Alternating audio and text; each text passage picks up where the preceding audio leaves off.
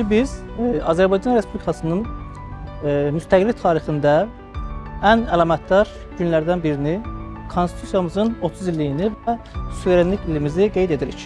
Konstitusiya dövlət suverenliyimizin, xalqımızın iradəsinin və hüquq dövləti quruculuğunun ən möhkəm təməl daşıdır.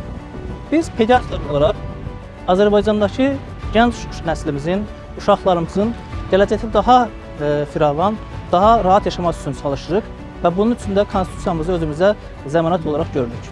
Azərbaycan səhiyyəsi son dövrdə bir çox inkişaf mərhələlərindən keçmişdir. Bunlara misal olaraq versək, Azərbaycanda icbari sığortanın tətbiq olunması, Azərbaycan peyvənd cədvəlinə yeni peyvəndlərin əlavə olunması, Azərbaycanda skrining testlərinin tətbiq olunması və nəhayətində Azərbaycanda Qarabağ Universitetində tibb fakültəsinin açılmasını bunlardan sadalaya bilərik. Biz əminik ki, Azərbaycanda istər müəllimlər, istər həkimlər, istər digər vətəndaş cəmiyyətinin nümayəndələri əl ilə verərək bir çox layihələrlə ölkəmizə böyük töhfələr verəcəyik. Mən fürsətdən istifadə edərək torpaqlarımızın azad olunmasında canından keçən bütün şəhidlərimizin ruhu qarşısında baş əyirəm, qazilərimizə Allahdan şəfa diləyirəm və xalqımıza gələcəkdə sülh və rəfa içində yaşamağı arzu edirəm.